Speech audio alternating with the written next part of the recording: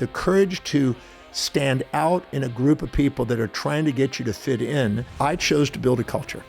In order to do that, you have to exemplify stability with a direction and clarity of objective. I'm calling this the Disruptors existential episode. Everything you think you knew about your life and your existence is about to be disrupted in this episode. Is everything our fault? When you finally meet your authentic self, you realize you transcend them and there's nothing to blame or give credit to. And we rigorously debate big pharma, depression, burnout, ADHD, and AI. What if you're not getting enough sex? That's missing, isn't it? And she said, Dr. Demartini, you've got to help me. Help me find somebody I can have love and sex with again. All of her sexuality was being put back into her career, which was booming at that time. There is no one I have interviewed in a decade and over 1,000 interviews that blows my mind more than Dr. John Demartini. Is the law of attraction a scam? You're talking about the one that was in the movie? Well, you were in The Secret. Yes. And there was some downside consequences for Rhonda Byrne, I believe, of that movie. And has that sold maybe a get rich quick or a get rich easy or have an easy life dream? Well, the message of the movie had benefits and drawbacks, like all things.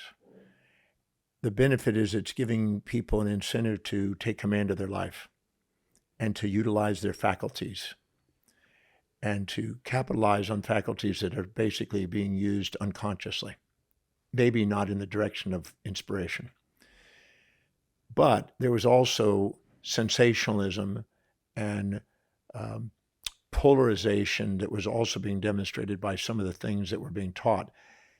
I don't believe that the individuals that were interviewed in this particular movie, that it reflected each of their teachings. It reflected a summary in order to summarize to make a movie, which then diluted the power of the details that it could have provided, maybe over an extended series of movies about how to use our brain productively. To say that you're going to go out and visualize at a jewelry store and visualize yourself having a $500,000 set of diamonds around your neck and expecting it to show up the next day would be delusional and misrepresenting. So there's no science to prove that that can happen? Well, I don't want to say it's probabilities. Right. The probability that's extremely low. The possibility still exists, but it's like 1 in millions.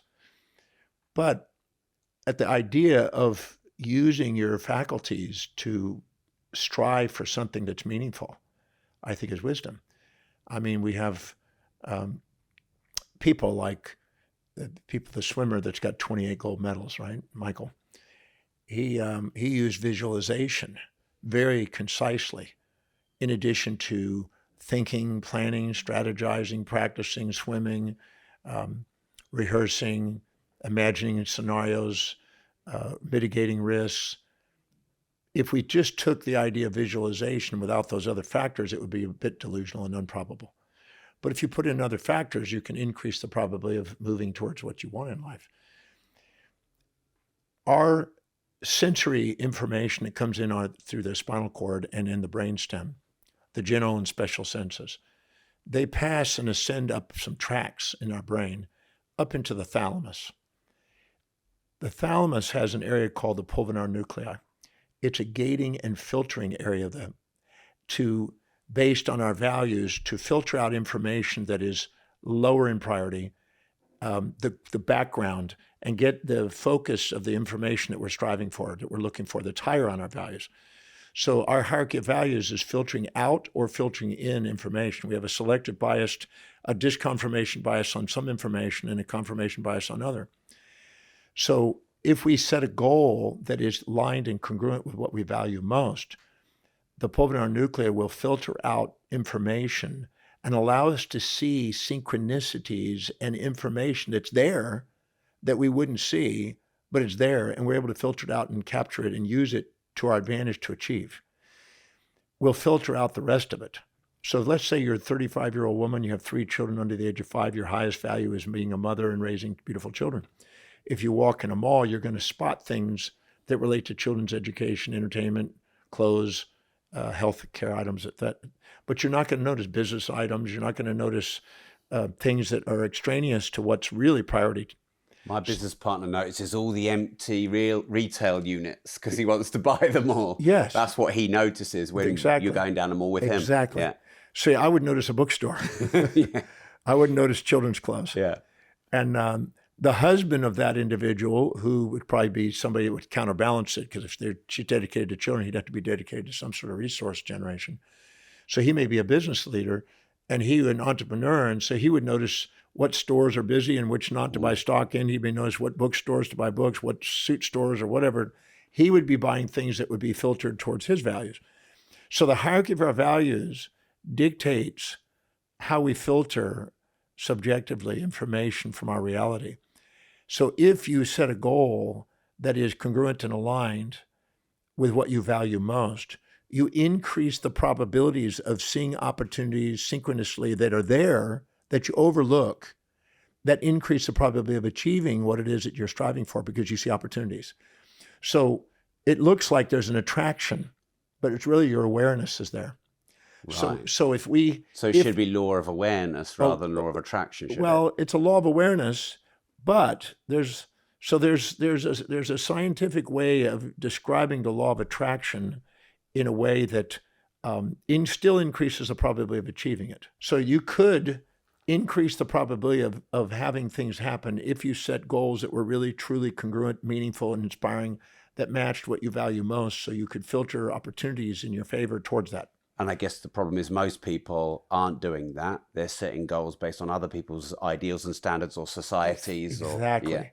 They're living by the moral hypocrisies that have been injected from mothers, fathers, preachers, teachers, conventions, traditions, mores that are coming into their life, and they think, I should be doing this. Nietzsche said there's is and there's ought, and this is what they ought to be doing. This is what they should be doing.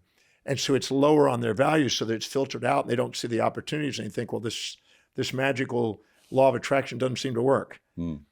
It does. And why are they looking for the quick fix? And because of the unfulfillment, because it's not high in their values, they tend to bring the blood glucose and oxygen into the amygdala and go off on impulses and instincts, and they run their life by things that are immediate gratifying.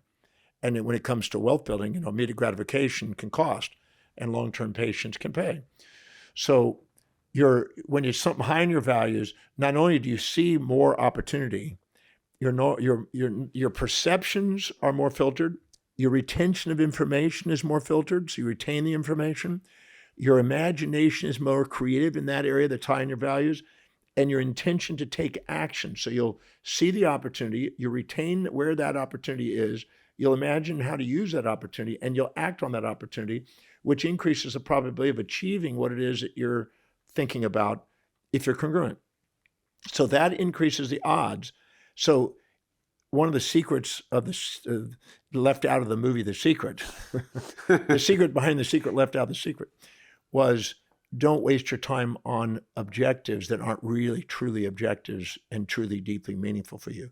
Don't go off on fantasies and whims and immediate gratifying quick fixes.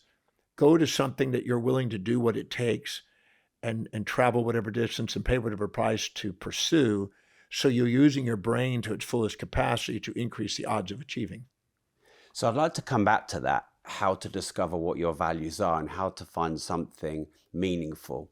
You said before we went live, as I know, because I know you well, you're a man on a mission, as am I. And when you're on a mission, that does make things a lot easier in terms of removing distractions and low priorities. But a lot of people haven't found their mission. So I'd like to come back to that. But I want to stay on this law of attraction thing.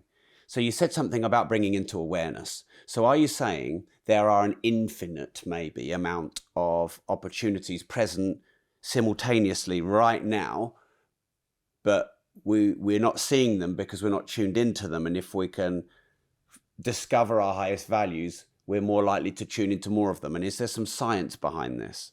Yes, that was the neuroscience.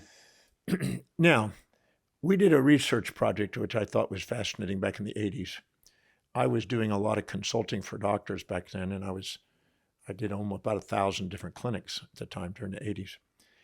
And we did a thing called file day.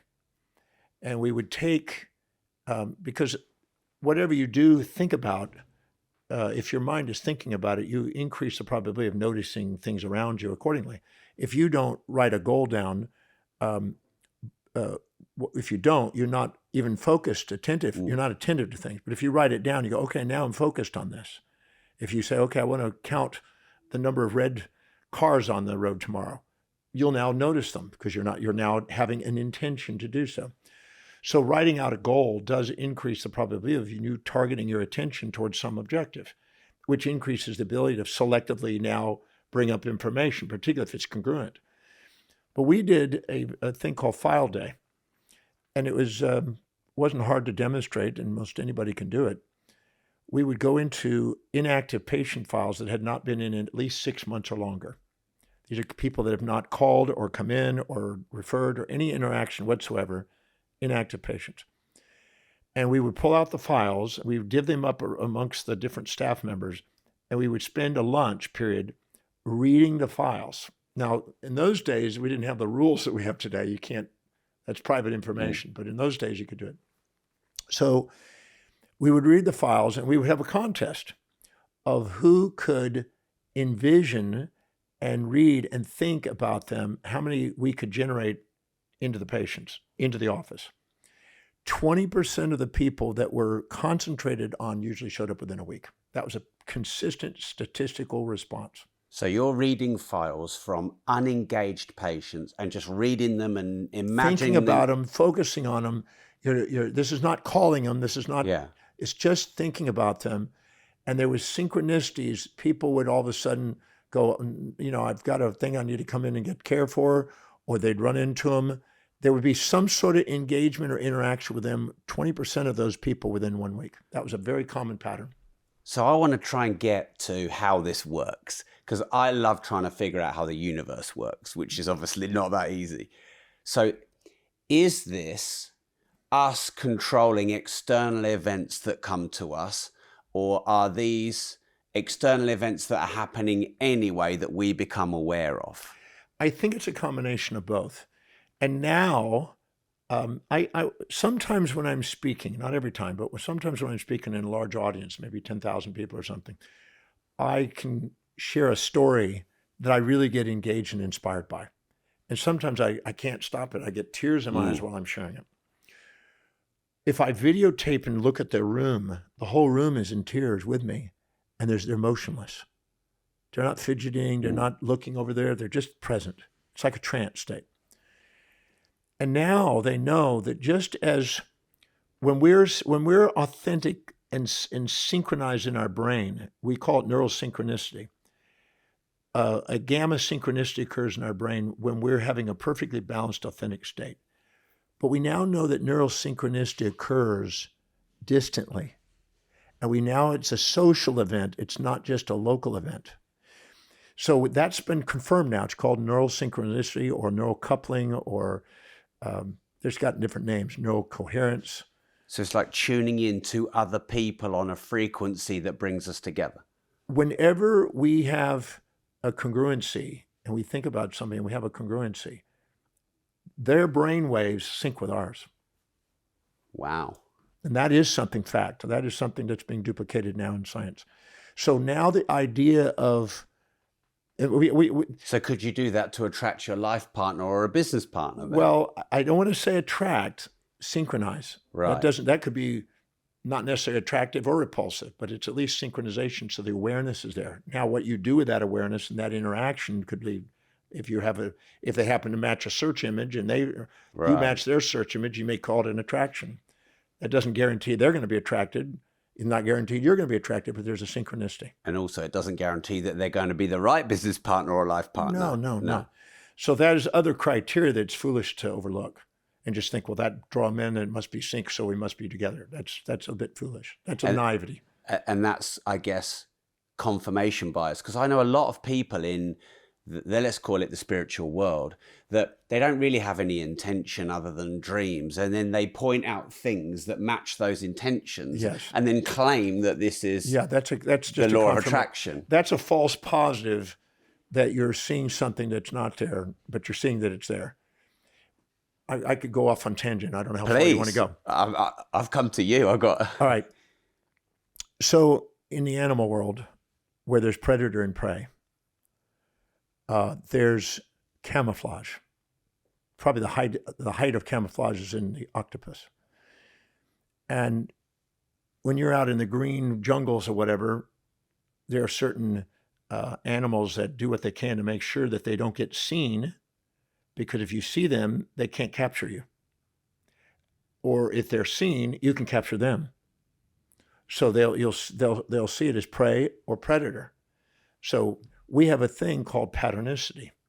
And a patternicity is out of the patterns of the environment, we notice things that potentially could be prey or predator. And it's a survival mechanism that's still sitting in human beings, that was left over from animals, is still there, that's been referred to by many over the centuries. And we have it when we're sitting in a bathroom and we're looking at a marble floor, or we're looking at a wood grain in a nice hotel like this, some old grains, we see faces of animals or humans, don't we? We sometimes look at the marble and we just see these faces that show up in our head. That's a patternicity that goes on in our mind, in our brain, a fusiform area of our brain, the temporal lobe, that actually is checking that in the patterns, is there something there that might be prey or predator? If it's prey, it's going to be some food. If it's predator, we're going to be eaten. And our fear of loss of food and our fear of being eaten are the two basic fears that drive all fears. Those fundamental fears. So we have patternicity inside us, and we use it. And when we think there may be a pattern there that might be a prey or predator, it is designed to not be a false negative. A false negative is assuming something's not there than it is. If you assume that it's not a predator and it is, you could die. If you assume that it's a prey, it's not a prey, when it is, you could be starved. Starvation or being eaten both bring death. So we erred on false positives. So we assume that it's false positive, assume that it's there, that it's prey, or assume that it's predator. As a protection. To protect. Yeah. So whenever we're not fulfilled in our life and we're not doing something in high priority and meaningful and inspiring, our blood glucose and oxygen goes down into the amygdala area, the subcortical amygdala. And these areas and the peripheral areas that are associated with the amygdala come online as a survival mechanism, and we accentuate that. So people who are not really inspired and engaged and high-producing, objective individuals are vulnerable to these subjective biases, confirmation bias and disconfirmation bias, and therefore their filterings are skewed. Wilhelm Wundt, 1897, wrote a beautiful piece on the law of contrast.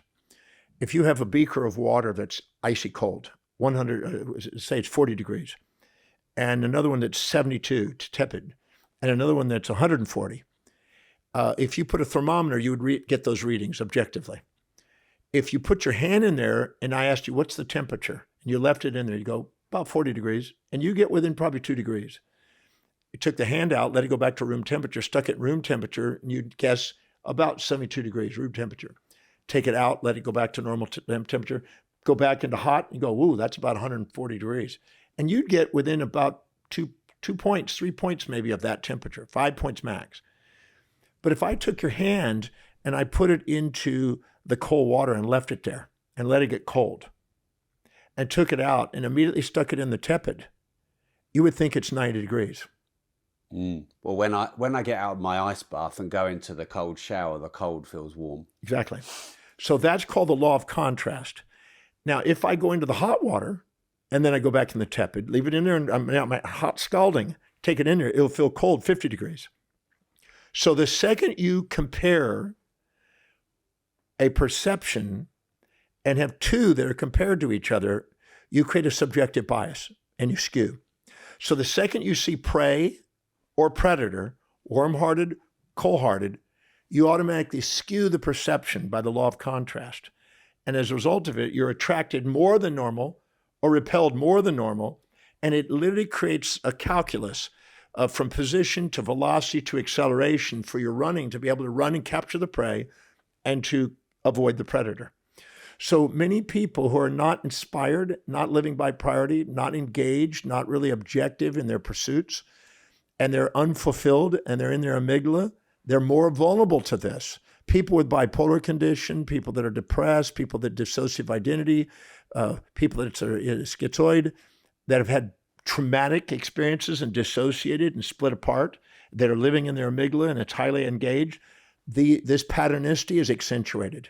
And they distort things, and they can even have hyper-religiosity, a kind of an anthropomorphism put on top of that animal face to protect us, for instance. So that's one, is patternicity. The other one is agenticity. Agenticity comes on, we immediately think it could be alive. So is there a pattern, and is it alive? So we bring in agenticity. We animate it. Almost all religions are anthropomorphic or geomorphic or, zoomorphic. And we animate them. And our degree of animacy has a lot to do with the projection of animacy has a lot to do with whether we're stressed. Under stress, it gets accentuated. And we can create in the temporal lobe a hyper-religiosity because of it. We think that there's some sort of meaning and that God is speaking to us and things like this. When it's not, it's just a response to an anxiety. There's also pareidolia. And pareidolia is putting a face on it. So now we've got a pattern. We think it may be predator prey. We now got agency. It's alive, and we can capture it. Because if we're a predator, we don't eat dead things. We only eat live things. Scavengers eat dead things. And if it's a predator, we want to know that it's alive because it's threatening, or we can eat it. So we want to know, is it alive? Is it a possible prey or predator? And then we put a face on it from our past experience, the fusiform area of our temporal lobe. We put a face on it. Is it now a prey or predator? Then we do another thing, apophilia. Apophilia is basically now, what's the meaning of it? Is it a prey? Is it a predator? So we put a face on it. We put meaning to it. We look at the patterns of it. We see if it's alive. All these are sitting in there. And anytime we're not living in our highest values and not living congruently and setting goals that are that way, these behaviors accentuate automatically. Now, on top of that, we do one last thing. In order to capture the prey and predator, we've set up false positives and false negatives. So what we do is we see the positives in the thing that's a prey, and we have a false positive in that. We see something that's not there. We've accentuated, and we don't see the negatives in it. We de-accentuated that to make sure that we have more excitement, more excitation to be able to run faster with adrenaline, because the amygdala goes to the hypothalamus goes into the pituitary, the anterior pituitary goes to the adrenal cortex stimulates norepinephrine, and cortisol. Cortisol to stop the inflammation because we're going to injure ourselves chasing and getting eaten, and we also get the adrenaline. So now we're running faster to capture that prey or to avoid that predator. And all those skew and create subjective bias in our interpretation of reality whenever we're not living by our highest values. And when we do, we're distracted. Anything you infatuate with occupies space and time in your mind, makes you not present with the environment. You're now creating a fantasy. And also anything that challenges you that you resent occupies space and time in your mind. Now we're creating a nightmare.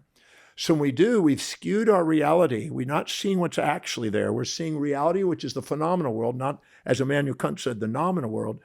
And now we're distorting our reality. And so because we're in our lower amygdala, subcortical region, the subconscious mind is now active, and we're bringing up these emotions to survive, we don't see the opportunities.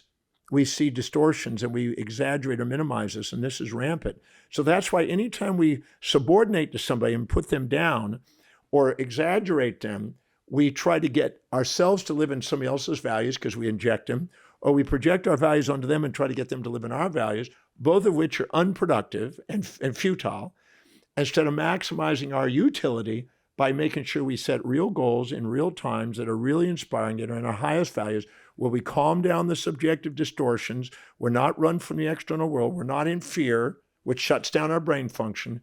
And now we're inspired and now focused.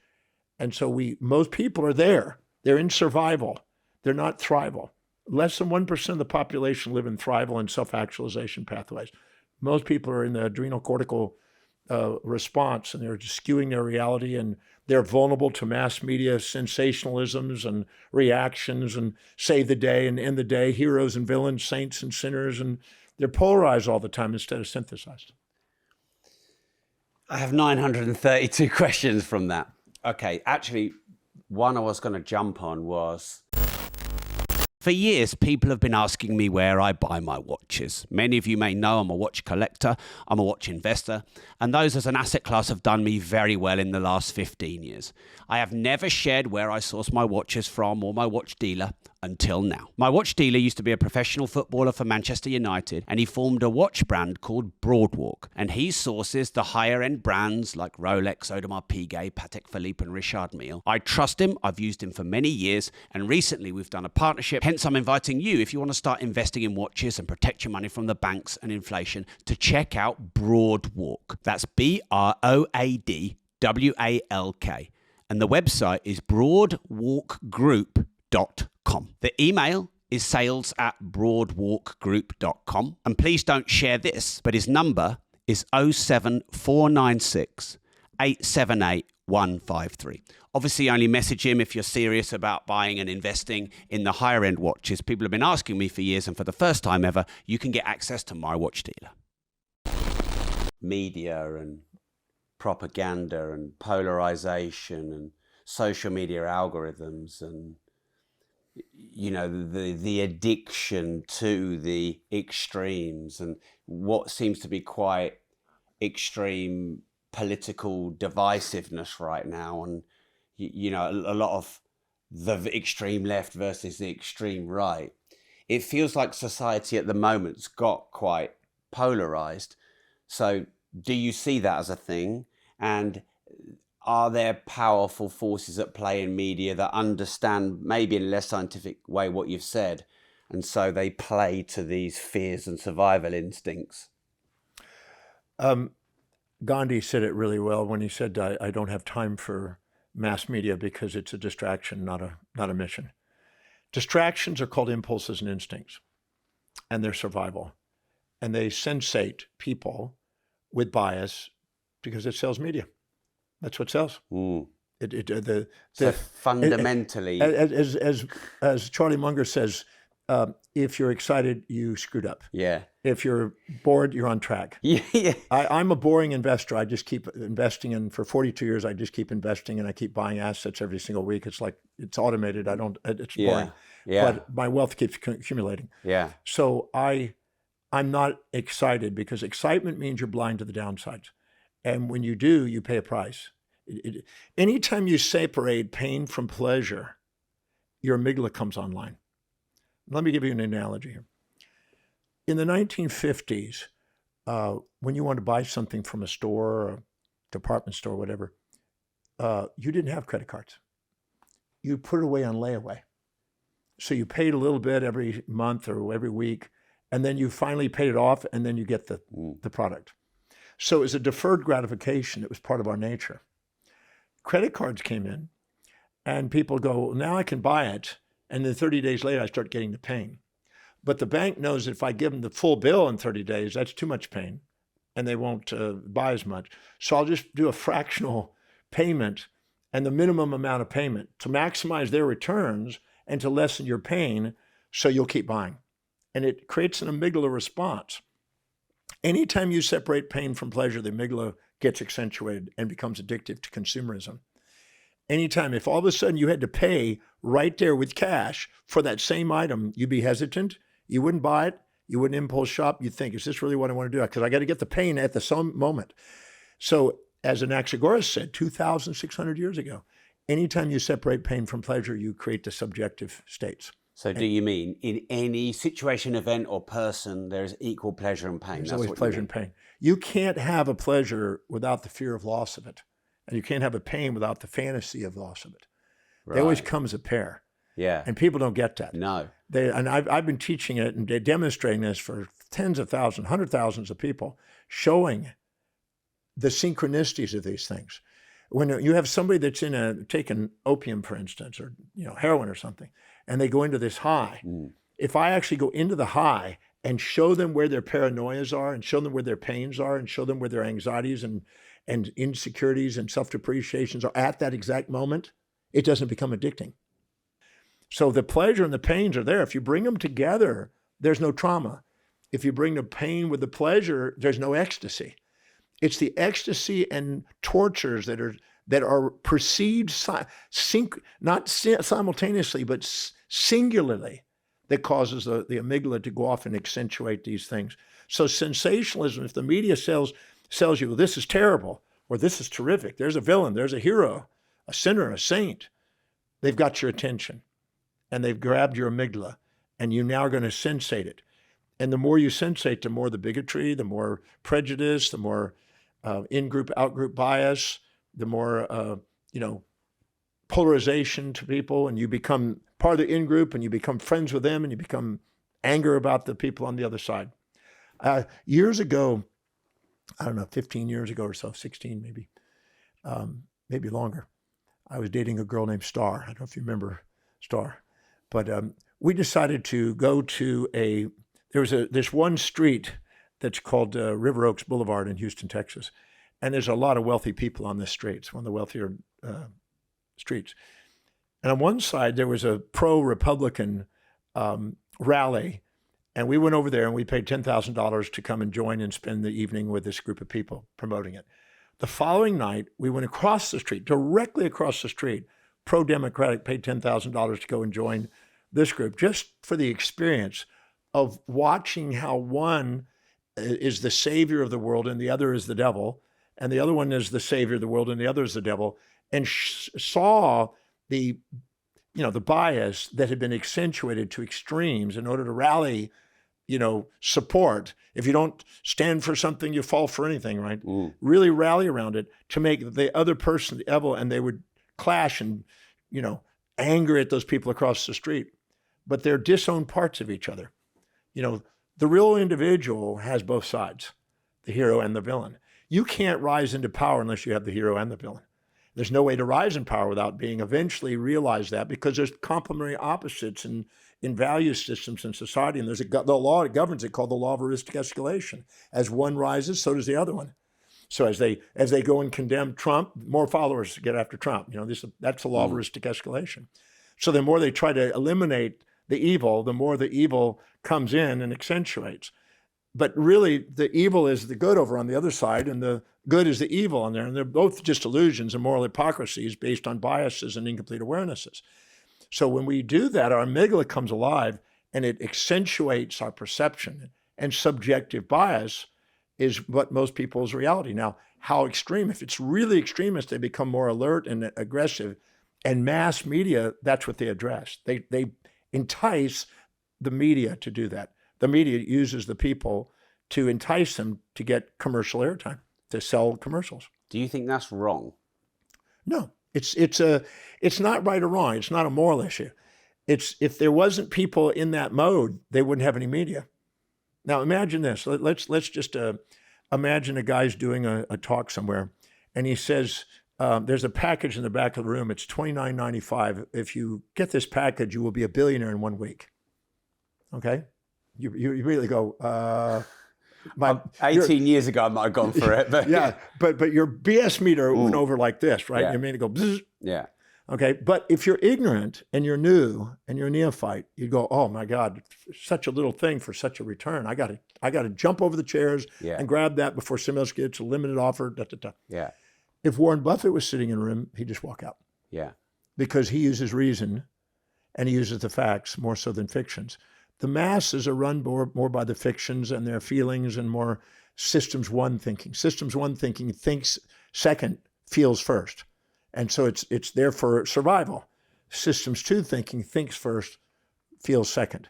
And they think things out before they respond. One is action, systems two. One is reaction, systems one. So the masses and mass television, mass media is not designed for reason.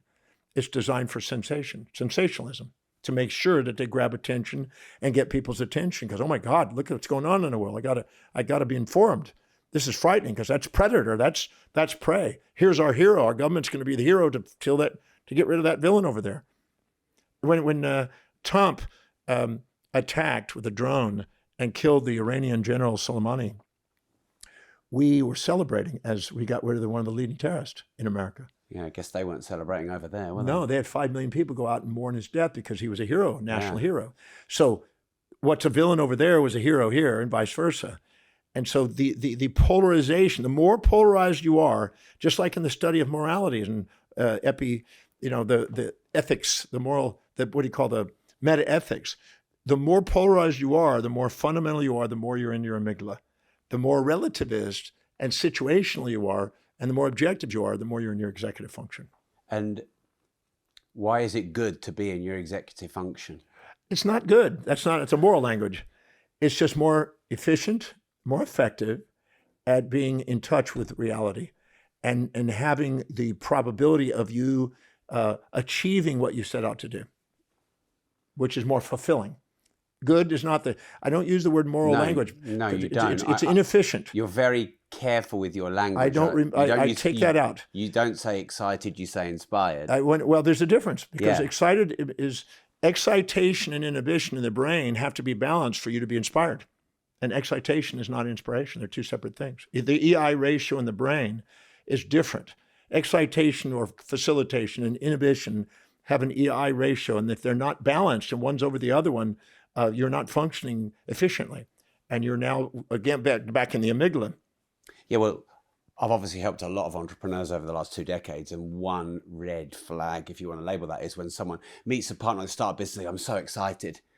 You know they're going to crash in 3. Yeah, exactly. They're blind. Yeah, they just started a business that's going to change their life. They met someone that's going to be their ideal business partner. Yeah, these are illusions. And then they. Jim Collins said, it's incremental changes that make businesses, not this magic bullet that comes along that you think I'm excited about. If you're excited, you're blind. That's basically the basic. See, most people don't understand the difference between a fantasy and an objective. A fantasy has all positive, no negatives. An objective has a perfect balance of positives and negatives. And you're fully aware of them, you've mitigated the risk, you've calmed down the fantasies, and you're pursuing something that has both. And you now have an objective. Objectivity means neutral in philosophy. Somewhere between that fantasy of all positive, no negative, and there is the spectrum of goals that people filter on. If they're here, they're going to now see things in the opportunity and they go in the mall. They're going to see things that match it because they're. So when you say here, you mean when they're objective? When they're objective. Yeah. When you're living your highest values, the blood glucose and oxygen goes in the forebrain. The forebrain has homeostatic mechanisms that are more the mean, and you have meaning. That's why you extract meaning out of existence. When you do, you're not off on tangents of impulse.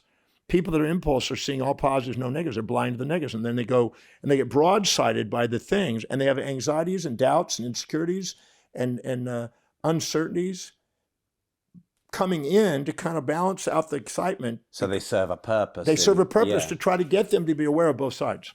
Anytime you set a fantasy, you're going to have anxiety, fear, doubt, question yourself. Well, most goals are a fantasy, aren't they? Most people who set goals are not objectives. Yes. That's why. Because if you think about what a goal is, it's I want to be a millionaire. Well, that's not a plan or an objective. That's just a fantasy. That's not an objective. That's a delusion. And to a certain degree, you only have control over perception, decisions, and actions. Any goal that doesn't boil down to one of those 3 things is not really a goal. Right.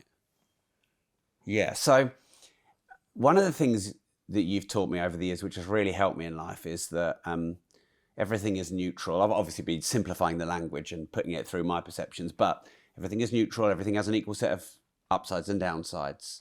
So what are the downsides to being so neutral and objective like you are? Well, it depends on the setting. I sometimes get my buttons pushed when I'm, doing experiences. So I'm not always neutral, but compared to most people, I'm more grounded. Yes. But there must be a downside to being more grounded by definition. To be great is to be misunderstood. That's what Ralph Waldo Emerson said. So that's the downside. The downside is not everybody understands you. Not everybody relates to you. The people around you. But that's the same however you are, isn't it? Yes, but if people want you to fit into their world, and so if they're excited about it, they want you excited about it. If they're angry about it, they want you angry about it. If not, they think they chastise you. And this is a very interesting phenomenon. Ernest Becker, in his book, The Denial of Death, it's a Pulitzer Prize winning book, described that the fear of death drives a lot of human beings. And the fear of death had 2 solutions. Immortality, a search for immortality. And there were 2 paths, the individual path, the one, or the many, the collective path. The collective path made you fit into the group and join into the group. The other one was an independent path. The people that transform the world are the independent paths. The people that stagnate and create traditions, conventions that go on and just, stay stuck are the collective path. So he said that, but very few people have the courage to go the individual path because of the pressure, the chastising. Now, thousands of years ago, when we were out nomadically and we lived on our own, we found that when we joined up and found another man and woman out there, that we did better if we got into groups, and then we started to find out, well, you're good at cooking, I'm good at, hunting, and I'm good at this, and you're good at that. So specialties emerged, and it became more efficient. And so people got involved, and the collective was made more survival. So people who live in survival, they tend to go into the collective. People that are interested in thrival and making a difference. If you ask any human being, do you want to make a difference? They'll put their hand up. Even in a prison, they'll say, I want to still make a difference. But you don't make a difference fitting in, you do make a difference standing out. But very few people have the courage, and I mean courage. You can jump bungees, you can walk on coals, you can do those. Those are nice metaphors for courage. But the courage to be yourself is one of the greatest courages you'll ever have. The courage to stand out in a group of people that are trying to get you to fit in, as young and many philosophers have mentioned this, and to be able to be ridiculed, violently opposed, and become self-evident and create a new culture. You have two choices in life: follow a culture or build a culture. I chose to build a culture. In order to do that, you have to exemplify stability with a direction and clarity of objective. So you just said something that shook every cell in my body, which is the courage to be yourself. So how do you have the courage to be yourself when I believe, maybe I'm naive, that really knowing who you are is one of the most complicated things to work out, right up there with how the universe works? Okay. Because we've got so many external forces essentially imposing their own values and beliefs onto us. Yeah, this is great. It's a great question. So these questions I've pondered. So if you meet somebody and you are a bit infatuated with them and you admire them and you think, well, they're more intelligent than me or more achieving than me, business-wise, more wealthy than me, more stable in their relationship, more socially connected or savvy, more physically fit or attractive, more inspired and spiritual or something. The moment we exaggerate them and are fooled by the facade that we see, by those impressions, and don't really get to know the individual, because if we get to know the individual, they're just human beings. The moment we do, in comparison by the law of contrast, we minimize ourselves. So the second we exaggerate them, we minimize ourselves in turn by the law of contrast. If we exaggerate the heat, when we compare it to ourselves, tepid, we'll imagine ourselves colder. So we'll minimize ourselves. That's inauthentic. Now, the reason why we admire them is because we're too humble to admit what we see in them inside us. We think they have something we don't, and we want that. So we'll sacrifice ourselves for that because we think they've got a way of doing it. Now, this came out of survival thousands of years ago. If somebody was out there in the group and we thought, well, they must know, they've been longer, they must know, we better mirror neuron that and take that information and be a chameleon and follow it. And so people just copy it, even though it means nothing. It's like the story about the grandmother, right, that had a small oven and she had a roast that was too big, so she had to cut off the end of the roast. And she stuck it in there. Mom started cutting off the end of the roast. The granddaughter started cutting off the roast, and they asked her, why do you do that? I don't know. My mom did it. I don't know why my grandma did it, because she had a small oven. Yeah. But they just copycat. They're parroting instead of thinking. So anytime you exaggerate, you'll minimize yourself. You're inauthentic, and you're too humble to admit what you see in others inside you. And the truth is, whatever you see in them that you admire, you have, but you're just too humble to admit it. It was Romans 2:1 that basically in the New Testament that said, beware of judging others, for you do the same thing. You point your finger up, you got three back. So that's not just negative things, it's positive things too. When you admire, you have that, but you're too humble to admit it. Now I've gone through that and found out I had all 4,628 traits that I could find in the English dictionary. I've also taken 125,000 people and had them own the traits of anybody they admired and despised, and they found it. Because it's a human condition. So I'm certain that we only infatuate with things in other people that represent parts of us that we have, but we're too humble to admit. And we only Could it resent. also be that it's not high enough on our values to be that? No, we already have it. It's in our form, not their form. They have a different set of values. Right, yeah. It's in our form. So their mastery is in their I was form. doing this exercise on Stephen Hawking, and I was admiring some things about Stephen Hawking when I was writing a book on cosmology and astrophysics. And when I was admiring him, I was thinking, okay, where do I have that trait? In human behavior and in my area, I easily am on that same plane, but not in astrophysics. But in my value, I'm the same plane. Right. So but if I think that his is better than mine, I'm too humble to admit what I see in them inside me. And therefore I play small and I lose my authenticity. And why do we think theirs is better than ours? Because of a moral hypocrisy that we've been indoctrinated with, that this is good and this is bad. Okay, so we have a perception that that's better. That's better. When in reality, it's just different. That's different. And we have that level of mastery or wisdom inside ourselves. And I've been doing whatever I can in the breakthrough experience, trying to help people realize that nothing's missing in you. At the level of the soul, the authentic self, the theologians call it the soul, nothing's missing in you.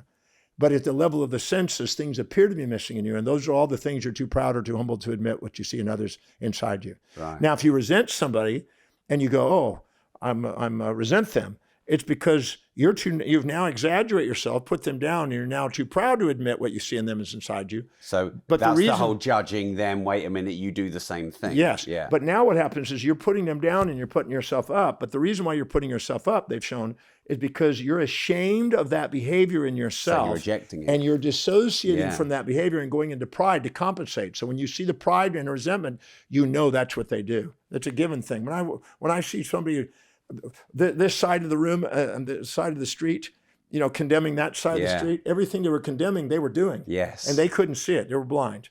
But it was easy to see because I was not attached to either one. I was a non-political animal. And I was just donating for both just to see the lesson, just to try to get in the inner circle, just to watch the illusions. So as long as you're now looking down and putting yourself up by the law of contrast, you're not authentic. So anytime you're proud or anytime you're shamed, you're exaggerating and minimizing yourself. But what happens if you keep feeling those so many times throughout the day? You're never authentic. You're living in the imposter syndrome. That's what the imposter syndrome is. So our certainty. Anytime, if I was to come to you and I would say, you're always nice, you're never mean, always kind, never cruel, you would go, no. You'd never have certainty that was true. No. If I said you're always mean, you're never nice, you're always cruel, you're never kind, you go, no, not true. But if I said sometimes you're nice, sometimes you're mean, sometimes you're kind, sometimes you're cruel, you may go, yep, that's true. It also depends how you define mean. Yeah, exactly. So what it is you are built in to see both sides, to be authentic. The real you. So authenticity is seeing both sides simultaneously. Simultaneously and embracing them equally. So owning the upsides, the downsides, the positives, the negatives, the goods, the bads, the rights, the wrongs. Yeah, that's why owning them all. That's why yourself. That's why I went to the Oxford Dictionary, English Dictionary, and went through every single trait 40 years ago. Every single trait a human being could have, and looked at who do I know that has that to the highest degree? Where do I have it until it's equal degree? And then what's the downside if I thought it was an up, or where's the upside if I thought it was down? And level the playing field and realize that I am all that. Nothing's missing in me. You can't have fulfillment when you're thinking things are missing. See, when you judge somebody and put them above and below, and you're too humble or too proud to admit what you have voids, emptiness. That's why judgment always leads to emptiness. But when you actually see that you have that to the same degree, that the seer, the seeing, and the seen are the same, and you realize that there's a reflective awareness, pure reflectivist awareness like that is true intimacy. You're not disowning parts. You're seeing a reflection. You automatically open your heart and appreciate and love this person. And I've demonstrated this thousands and thousands of people.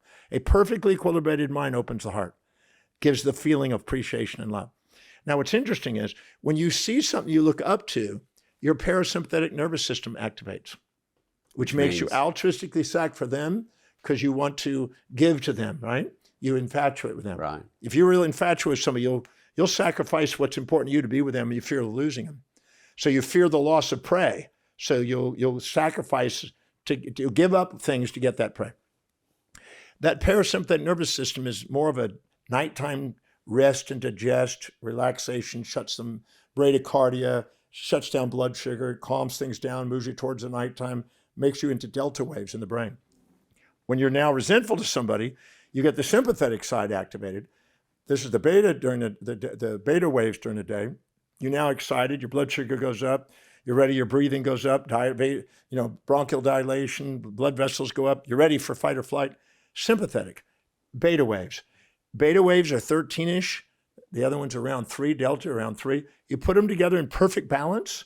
Autonomic regulation, not autonomic dysregulation. Put them in perfect balance, which maximizes heart rate variability, maximizes resilience and adaptability, maximizes fitness, autonomic regulation, homeostasis, we call it. Homeostasis has no judgment. The second you get there, you're not too proud or not too humble, you're yourself. And the moment you do, the alpha theta junction, around 8 cycles per second, stimulates a gamma synchronicity in the brain and gives you a eureka moment, an aha moment. Tears come out of your eyes every time.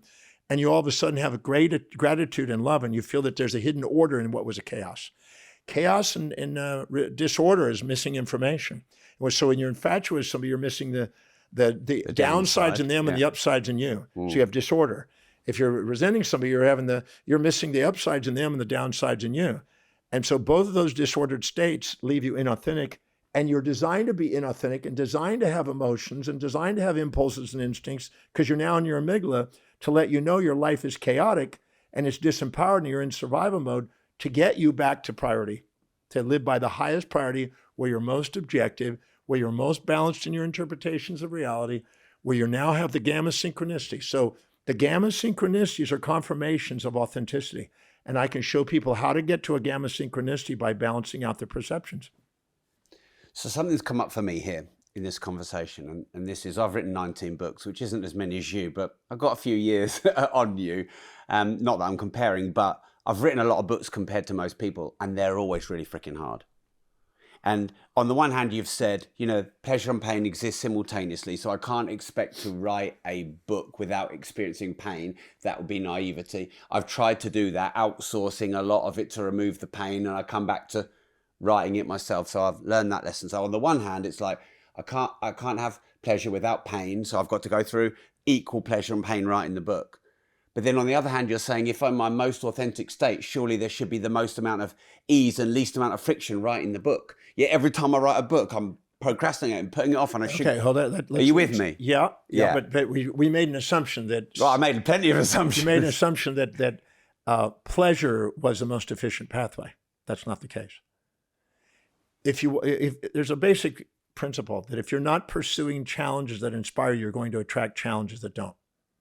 Because support and challenge are always balanced. So actually, the challenges and the hardship of writing the book is what makes you efficient. Yes, because I'm looking for the path of least resistance through the challenge. If you don't have the challenge, you have no drive to do the book. And how do you even get better without challenge? The challenge is making sure nature. It's making sure I'm doing the right thing as well, surely. Because if I can't be bothered with a challenge, take out right and wrong, take out good and evil. It's trying to make sure that there's sustainable, fair exchange between you and your market. What is nature? The challenge is meeting the needs of the market to fulfill some need. People will value the book. So if there was no challenge, there'd be no need. There'd be no quality in the book. That's it. It would be too easy. I'd just chuck something on a piece of paper and there'd be no value in it. And just like money without meaning leads to debauchery, money with meaning leads to philanthropy. Nature is striving for authenticity, path of most efficiency, which is pleasure and pain, synthesized. Maximum growth and development occurs at the border of support and challenge. Maximum growth and development occurs at the border of all pairs of opposites, the unity of opposites, as Heraclitus described. Hegel said the same thing in his philosophy and existential philosophy. So the moment we synthesize and syncretize the pleasures and pains, we maximize our fitness level. If you go and if you're going after prey and there's no predator, there's just prey, you'll overeat, you'll be gluttonous, you'll lose fitness. And you'll throw your ghrelin and leptin hormone feedback systems off. If you see more predator and don't see prey, you'll become emaciated and starved, and you won't have fitness. But if you put a perfect balance of prey and predator there, you'll eat just enough, but not enough to be overweight and can't run, so the predator can eat you. So it keeps you in check, prey and predator, the pleasure and pain. And so our emotions are the feedback to keep us in that same level of there's thousands. balance. There's thousands of homeostatic feedbacks. Walter Cannon, in his book in 1932, wrote a beautiful little classic book called Wisdom of the Body. And there are thousands of homeostatic mechanisms. And the higher you go in the brain, the higher the number. There's a central limit theorem in probability theory that basically says that if you flip a coin, the more you flip it, there's a little bit more probability that you're going to get a heads and tails 50-50, give or take. There might be some, but you're more probable. Yeah. Okay, so the larger the sample size, the higher the mean distribution of flips. The same in the brain. The greater the number of interneurons in the central nervous system, the higher the probability of objectivity. So if you're doing something that's higher on your values and the blood glucose and oxygen goes into the forebrain, it's got more interneurons to be able to see things objectively and see both sides and have associations of the pleasures and pains simultaneously. And it's called synchronicity. And that's exactly what happens in the brain when you have autonomic balance, synchronicity of the brain. It fires off the associations, the memories and anti-memories, the excitation, facilitation, and inhibitions. The glutamate and the GABA are synchronized and balanced in that state where we maximize our efficiency and function, and we maximize our leadership skills. Wow. Right. Going to move on to question 2. Is everything our fault? Should we blame ourselves for everything so we can take full responsibility and ownership for our life? Or are there many things external to us that are not our fault? Epictetus, the Greek philosopher, said something really nice. He said, when you're a neophyte on the journey of personal development, you blame things on the outside and give credit to things on the outside. So the devil made me do it. Jesus is going to save me. So soteriological and damnations are the two delusions that are sold into unintelligence. He said, then you go a little further on your journey and you now blame yourself and give credit to yourself. And you oscillate between blame and credit. When you finally meet your authentic self, you realize you transcend them and there's nothing to blame or give credit to. Take no credit, take no blame, just keep focused on chief aim. The name of the game is thank you, I love you. So the blame and credit are causalities. In the Buddhist tradition of karma, they said that there's causality. Causality is the arrow of time. It's entropic. It basically is a feedback system to let you know that you don't have a complete awareness of what's actually going on. So we go through and we have this idea. It's a murky thing called causality. If you study causality, the universal law of causality and causality, you find out it's really just a bunch of narrow-minded individuals telling you this is the cause. So you have this wisdom built up over your whole life. Is there not a temptation to use this knowledge to be able to achieve more on your mission, like sell more products and educate more people? Because you're armed with, you got a lot of... If you look at my life, what it demonstrates, your life demonstrates your values. I teach every day. I've done 168 presentations so far this year in 2024. I do interviews every day. This is the second one today. And I write every day. I've written thousands and hundreds of thousands of pages of writing. What my life demonstrates tells me what's valuable to me. So you look at what your life demonstrates, not by what people say, but by what they live. And if I look at that, if it was that objective only, I'd be putting all my energy into that. But I still get back and I read the encyclopedia when I get back. Right. So I love learning, yeah, and I love sharing, and I love imparting information that I found inspiring that I think can bring. So you're saying there's lives. no temptation to try and hack any kind of system? If I do, I get humbled. If you try to get something for nothing, you're just going to get humbled.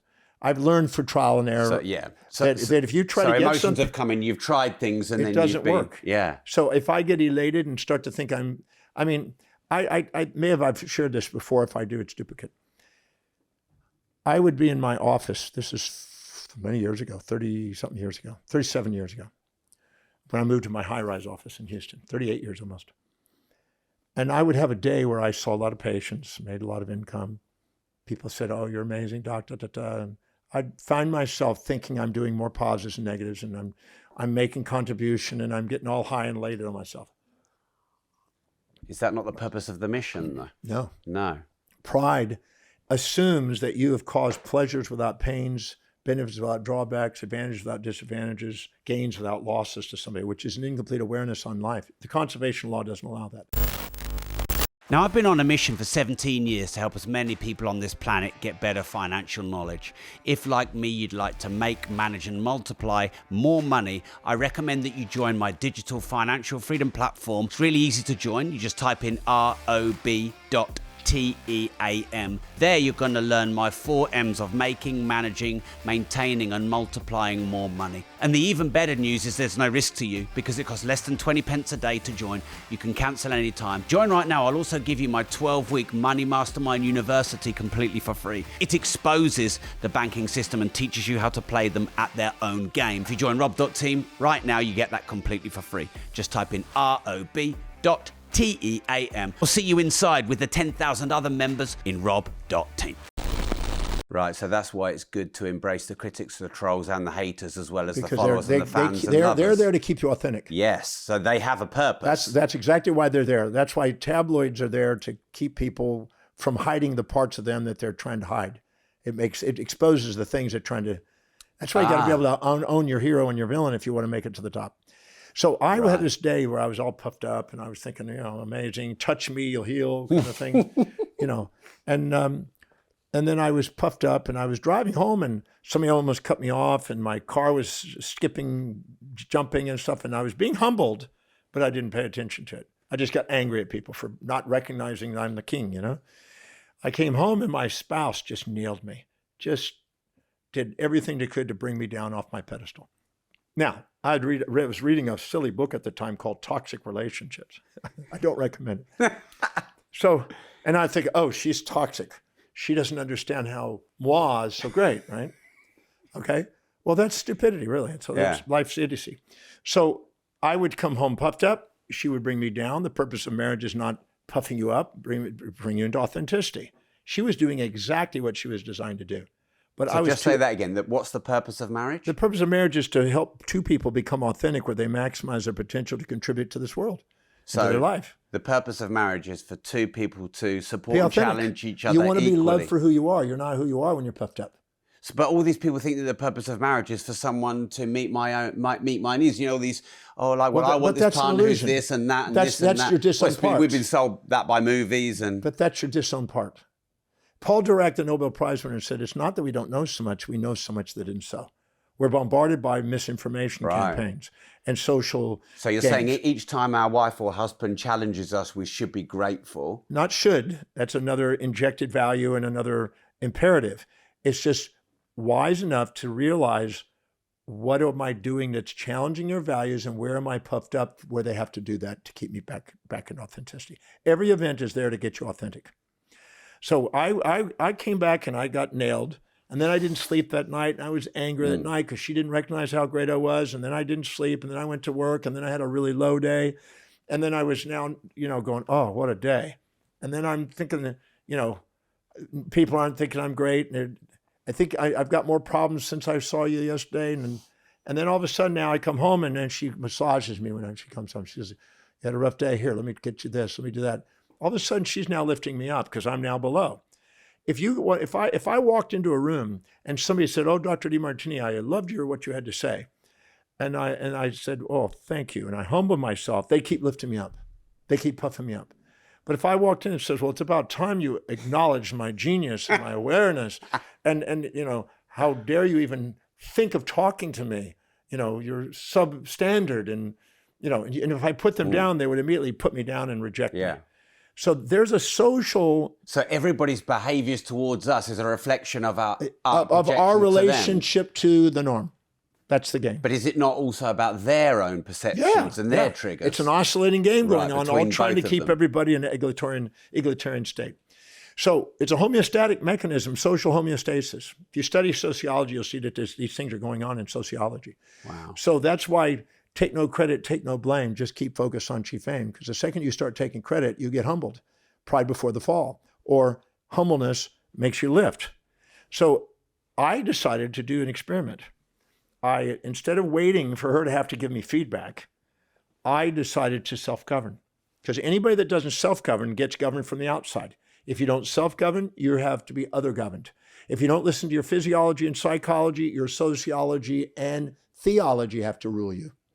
So I found out that I asked myself... all external feedback... is guiding you back to authenticity. Yes. Yeah. So what I did is I get, when I had these days where I felt like I was amazing or whatever, and puffed up and proud and thinking about myself and not my clients and my staff and not appreciating everybody and narcissistic, I now go, who did I forget the birthdays today? What anniversary did I overlook? What name did I not remember in the patients? What staff member did I not thank? What procedure did I overlook? What paperwork did I not complete? And I humbled myself. And I didn't stop with the humbling by asking. I still have those 33 questions that I asked. I still have them on my computer. And I asked them, and I go and I made sure I stopped. And the second I got a tear of gratitude, which is a confirmation of authenticity, I stop. I go home and there's my loving wife waiting. Now, the second I go down and have a really down day, who did I thank? What procedure did I do? Because if I'm up, I'm blind to the downside. If I'm down, I'm blind to the upside. So I'm now bringing my blindness into full sight, mindful. Because you're mindless and mindless when you're above and below. You're mindful when you're back in the center. So I asked quality questions that brought myself back into homeostasis. The moment I did, I had a stable wife. I also charted my practice growth. And my practice growth was more stable growth instead of volatilities like this. And so I learned to govern myself and take out the volatilities of my growth of my business, because going up and down is less efficient than going straight in a path of efficiency. So when you're objective, you have the path of least resistance, path of efficiency. And you put the support and the challenge in perfect balance on yourself. And that's where maximum growth.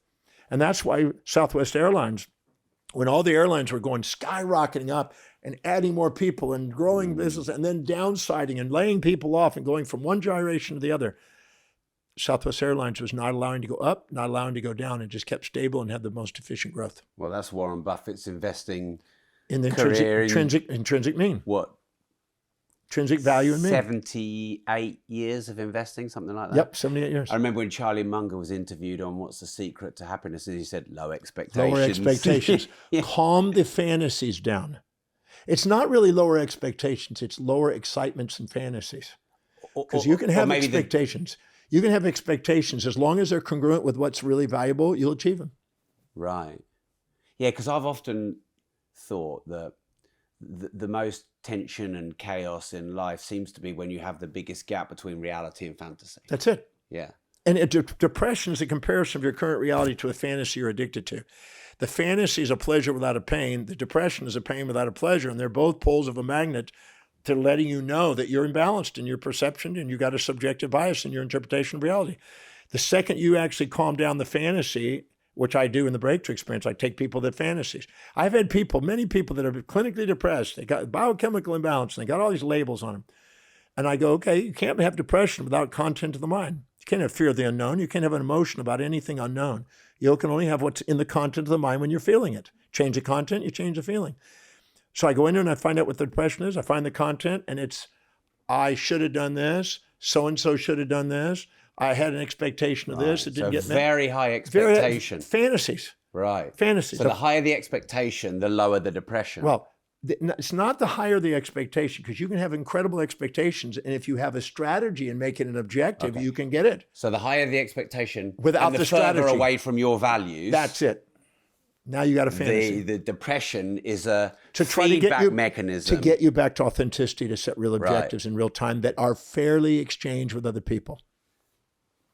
So I guess the pharmaceutical companies don't want you to know this. No. Well, in 1991, they promoted a bit of an exaggeration on the biochemical imbalance model, and they got slapped just about a year ago. Well, a lot of people now say, I've got a chemical imbalance. They don't even know what that means. That's been debunked. That was debunked last year. They don't even know what that means. Yeah, but last year that was debunked. They came out with so that's basically a marketing slogan. It was a lie.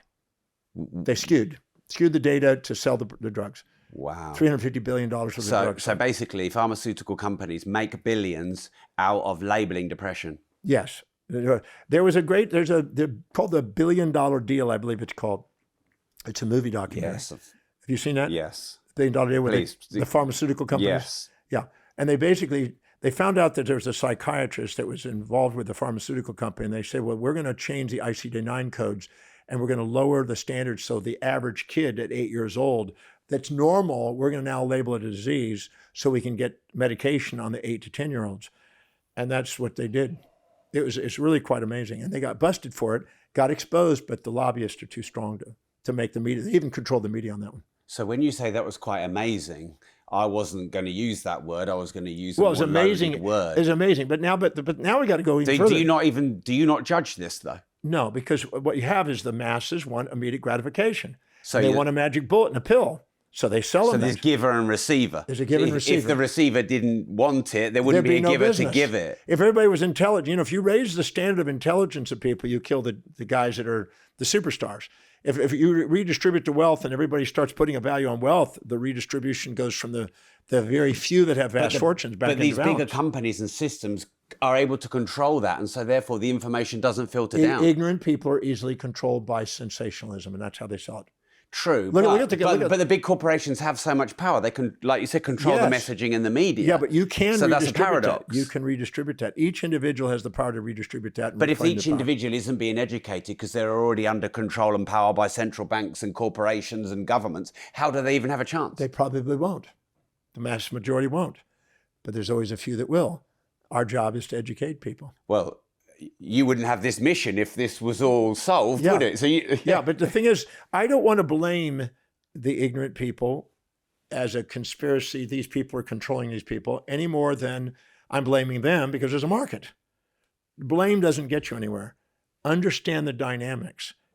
So to you, it's just markets.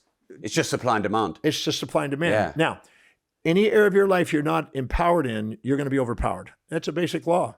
And because and so that's natural for all of us. That's natural for all of us. So that means if we go and we protect ourselves and mommy protects us, everything else, we'll attract the bully to make us grow up.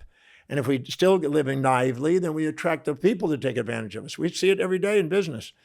So it's the people that wake up and develop themselves that become less vulnerable to that, and they can grow their own power and grow their own income, grow their own business, grow their own thing, and become entrepreneurs of the future. Redistribute the wealth. Wow. So that's what my job is, educating people on how to empower and master their life. So we don't blame those big institutions. In fact, the very thing, if you blame them and condemn them, you're disowning that part. So then you're never going to be able to learn from them. You're never going to learn from them. Because take on what they're doing and own the trait, and then you redistribute it to yourself. Yes, because this is what I did with the central banks. So when I first learned about how the banking system worked, I thought, well, they're just consuming from the people and keeping them ignorant and, lending them money and keeping them in debt, feeding them in debt slaves. and interest and, using property as the collateral. And then I thought, wait a minute, that's a smart business model. Well, mortgage means pledge unto death. Yeah, it does, death pledge. Yeah, death pledge. Yeah. But if I was lending money, I might want someone's whole life as income. Yeah. So when you transcend judgment, you go, actually, the banks have quite a smart business model. Right. They know what's secure, real estate. And so you can just essentially play them at their own game is one way of looking at it, but you can just adapt the strategy and put it into your own. Yeah, but if you actually leverage it enough, you're in command because you have so much debt with them that they're the ones in trouble. That's exactly what I did. Yeah. You swapped it, and so you're the one with power because if all of a sudden your whole thing collapsed, they're the ones that lose it all. Well, the bigger your loan, the more the bank has the problem and not you. That's right. Yes. So there's nothing stopping any human being for expanding to whatever level they want. There's nothing. And actually, so then are we saying that when you transcend the judgment, you can actually get much more education and awareness? Yes. Because you can learn from pharmaceutical companies, you can learn from central banks and governments, you can learn from politicians. So what I do is I have the people that are disempowered go and identify where they have this inside themselves that they're too humble to admit it. So then you get them to transcend the judgment. Transcend the judgment, rise up and own the trait. When they do, the redistribution comes. And all of a sudden these people come down, they go up. That's how it works. Okay, but what about some murderers? What about people who kill innocent children? Is there not a moral judgment that you would put on that? No, I don't. I don't start from the idea that it's good or bad. I just say, okay, let's look at the dynamic.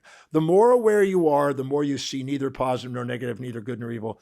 The less aware you are, the more you see black and white at black. When you see the basic, most highly polarized, ignoring, biased individuals, it's all black and white. They're wrong, I'm right. At the top, you understand situational ethics.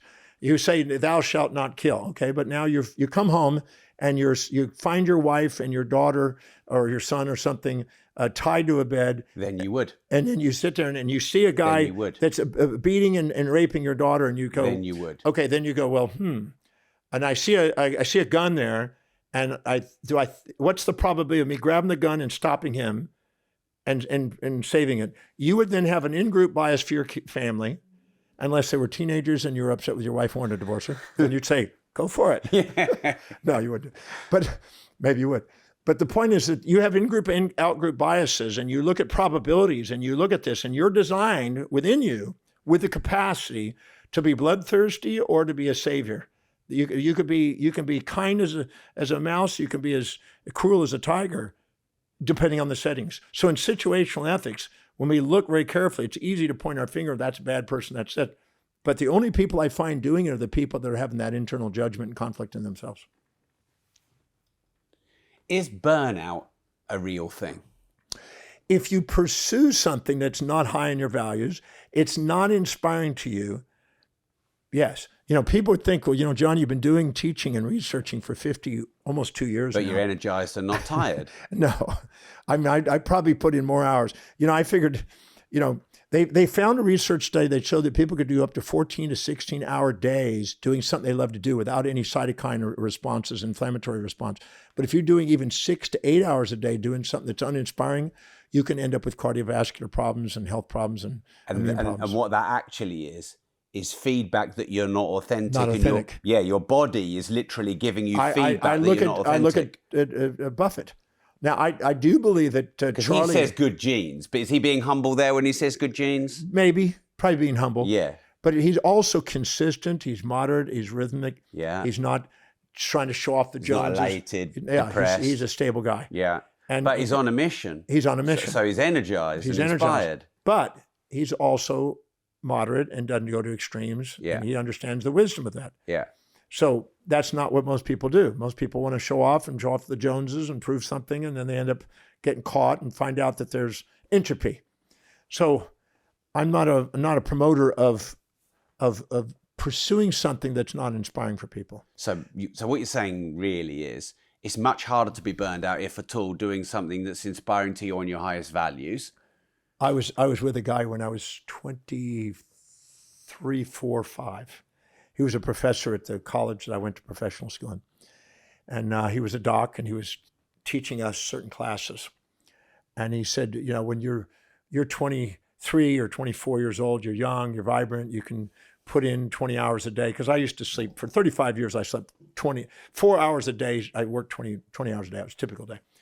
And people go, you can't do that. You can't sustain that. Well, that's true. I started having a bit of a swollen prostate and had to get up in the middle of pee in the middle of the night. And so I was losing 15 minutes and 15 minutes. So now I can do 5.5, 6, right? So the reality is that the energy levels of people that are congruent and aligned are inspired, and they can do amazing things. And they don't feel burned out. Burned out is when you feel like you have challenges you don't want. If you pursue challenges that inspire you, instead of attracting challenges that don't, one leads to the magnificence of life and you're inspired, and the other one leads you to burnout. Or if you're doing something that's not challenging, that's just support, you're bored. Boredom and burnout are a sign that you're in your amygdala, searching for pleasure and avoiding pain. Right, so burnout and boredom are feedback that you're not authentic. That's it. They're giving you feedback. Yeah. Yeah, all the symptoms of relationship will be boring and burn you out. You'll find that. Relationship dynamics are teaching you how to be authentic. Because sometimes your wife talks about things that are boring, and you're hearing that has burned you out. Or your husband done. I jokingly say you get married to find somebody you can delegate low priority things to, that they want to do what you don't want to do, and that's the complementation of opposites. Like DNAs are opposite pairs. The 3-5 pairs are in opposite directions. They're complementary opposites. So you get somebody, you go all over the world looking for something that's similar, and you attract something that's similar and different. And you get somebody that both supports and challenges you, and you need both to grow. So they're going to be, when it supports, you now got, can be boring. If I said, if you went to a seminar and every time you heard the same thing over and over again, you'd be bored. You'd assimilate, go, got that, boring. And if it comes in with something different every time they do, burnout, overwhelming. But you get a balance of the two, you maximize your learning. So is the secret to life finding balance in everything? Being aware that the balance is already there and waking up to it. Asking, a question allows you to take unconscious information, makes you conscious of it. So the quality of your life is based on the quality of the questions you ask to make you aware that it's already balanced. You just didn't see it. Right. Because, when people talk about like balance, work-life balance, that I don't feels like a find that to be, that's just a marketing gimmick. projection. It's a Yeah. projection gimmick. Because actually, surely people who are the most inspired are not balanced by definition. They're pursuing the things they love to do. They have a different definition of balance. I.e., they could do 20 hours a day and that's balance of work. No, let me give you a relative idea. So, because I don't seek sorry, just quickly. I do not seek to do much other than my work because I love my work. Yes. So I'm not looking for a balanced portfolio of different things in my life. No, those are fantasies again. And projections from other people. Yeah, projections, So the way I look at it this way, nothing's missing. Right. In your life. So I learned that when I was 14, living on the streets. I found that everything that I needed was... What if you're not getting enough sex? That's missing, isn't it? Well, if you don't get sex on the outside, you get it on the inside. Or you do things like me, you talk about sex. So it's verbal sex. I'm an oral sex specialist. I talk about it. So expression from the repression, is it? Expression from the repression. But that we got to realize that sometimes, like, I just finished a 7-day program. It's 14 hours a day. One you're running. Hours that I was presenting. Yeah. Not writing, but presenting. Yeah. Okay. During that time, I didn't even think about sex.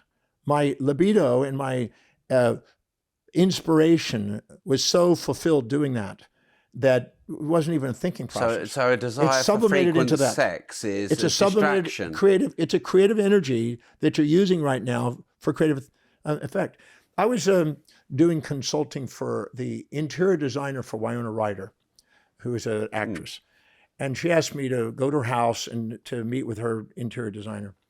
And this lady was flamboyant, very vivacious, and very, very talkative like this, flaming almost.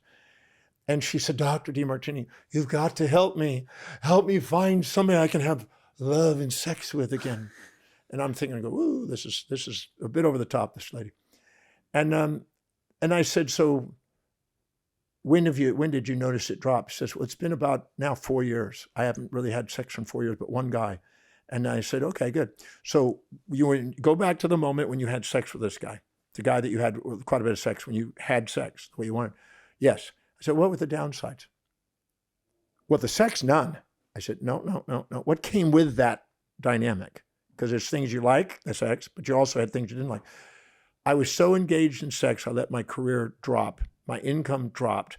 I was infatuated with a guy. I just wanted to make love with him all the time. I thought for sure this was the guy, the one and only. I smothered him and ran him off, and then my business was down, and I almost went bankrupt, and I made in my mind, I swear that I don't want to ever go through that again. I said, so you have an unconscious, stored in your subconscious mind, memory of pain without a pleasure associated with being with a guy that you became infatuated with. Yes. So you had high sex there, but look at the pains you had with that. I lost my business. I became vulnerable. I swear I don't want to do that again. But you say you want to have a relationship, but you have that memory back there that says protect from that. She goes, that's right. So where's your sexuality now? I don't have any sex. I said, where's your sexuality now? Nothing's missing. It's just changed form. And then she couldn't see it. And I said, let's look. What do you spend your day doing? And she goes over there and she has this vase. And she goes and has these long flowered cane stuff in it, right? And she goes up and she's literally almost humping this vase.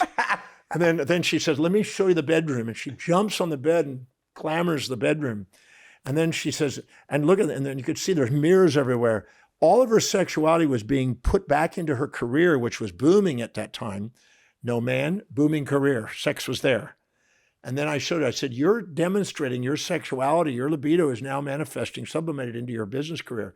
She says, I said, right now, if you had a choice of going back to the way it was, great sex over here, but no business, or this, she said, I'd take my business any day because I'm independent and I'm not dependent on a guy. And I was dependent on a guy. I said, every form that you think you're missing is not missing. It's in a form you're not seeing because you're comparing yourself to other people about the way they have their sexuality. And then you're not honoring the way you've demonstrated by all the accumulative experiences in your life that's driving you to create the sex in the form that it's in. Right now, you have it in this form because it's more productive for you than that form. Could you therefore potentially fall in love with anyone because no one is good, bad, right, wrong, or has all upsides or downsides. And so you could be grateful for being in a relationship with anyone. And then, yeah, could you potentially fall in love with anyone? If you were Tom Hanks on an island in Castaway, almost anybody who washed ashore, if you knew you're going to be there the rest of your life, you'd probably be falling in love with them pretty quick, because the selection, when it goes down, the standards change. So what you do, you're always basing it on what you think of supply and demand and the standards you have and all the pains and pleasures you've associated with relationships with the search image and anti-search images. And if all of a sudden there's no options, you change those standards automatically. Everybody's had a low period and their standards dropped and they accepted something less than what their so-called ideal was. So most people. So what happens is you could be, and I could take almost anybody and I could turn them to somebody you could appreciate and love. That doesn't mean you will, because you've got options. And if you lived in a big city and moved to a small town, you'll probably stay married. If you go from a small town to a big city, you have probably higher probability of divorce because there's more selection opportunities. So you now look at that and go, oh, if I'd have known that this was available, I'd probably go and try that. So isn't the challenge, though, having more selection opportunities? It's not better or worse. It's just different, because every new person has a different set of upsides and downsides. Different set of ups and downs. Yeah. So the question is, but these are all your illusions. So you think, when you're making a decision on a marriage, you're thinking, this is going to give me more advantage and disadvantage. You wouldn't have made that decision unless you acted out of love. People who act out of love aren't looking for advantage over disadvantage. People who are acting out of advantage over disadvantage, which is the amygdala's decision-making process, is going to think, I'm going to get a benefit without a drawback, and they're blind. And then they wake up months later and go, well, where'd the romance go? Because they were blinded by an infatuation. Okay. Now, let me finish that other bit about balance. Okay. Because people say, well, John, you spend most of your day teaching. But if I look at the 7 areas of life, my spiritual quest, my mind development, my business development, my wealth development, my family, my social, my physical health, if I look at those, I go, when I'm doing what I love, which is teaching, I'm also interacting socially. That's my social life. I'm not missing a social life. Some people could even be their family if they don't have a family. Well, that's exactly what it is. Yeah. I have people that actually in my seminars that I'm playing father roles to. Yes. And I'm playing son roles and husband roles to. That's common. So I'm actually getting family. Ever played any sugar daddy roles? Yeah, I tell some of the girls, come to daddy. I bet that. Joking. Yeah. But the point is that I am playing out my family dynamic. And I'll give you a really cool example. When my 2 daughters both got proposed to by their men a few years ago, they started to have a little less tension time, daddy interaction, and a little bit more focus on their men, which is a normal biological game. Yeah. When they did, all of a sudden a lady shows up on the ship where I live, shows up as a professor, comes on and teaches, and for some reason is drawn to me to want to talk to me in the Freddy's, a little restaurant that we walk by, if you remember. And all of a sudden she comes up and something about you, I need to, who are you? And what did it? She starts talking to me. She's exactly, if you took both my daughter's age and added them together, divide by 2, it's her age. If you took my daughter who teaches and the other one that does fashion, she's in fashion and teaches involved in fashion. The behaviors, and she was like missing her daddy figure and wanted to have a daddy figure take on. And now my kids are drawn, so now the universe brought me this other girl. And for some reason she says, so is this like nature abhors a vacuum and it fills it a up. void, right? I learned that when I was 14. Nothing's missing. It just changes form. If you're adaptable to the form, you don't live in the illusions of gain and loss. The master lives in a world of transformation, never illusions of gain and loss.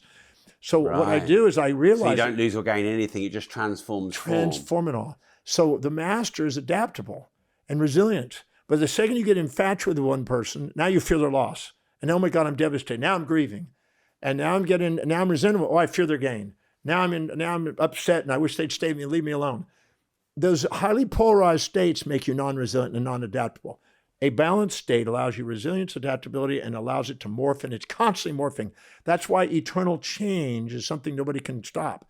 Eternal change is constantly changing forms. The master lives in a world where it sees the new forms, dances in the new forms, instead of getting caught in stance and opistance, which becomes victims of circumstance. So the second we see that, so I'm not missing out on family. I'm getting a family in all different forms. I'm not missing out on my social life. I'm getting my mind development. I'm getting my intellect stimulus. I've got my business booming around the world. I've got my finances. My social life is impacted because I got thousands and thousands of millions of students. It's my inspiration. This is my spiritual path, doing what I love doing. Everybody has a spiritual path based on what's inspiring to them. And when I do that, I don't age as much.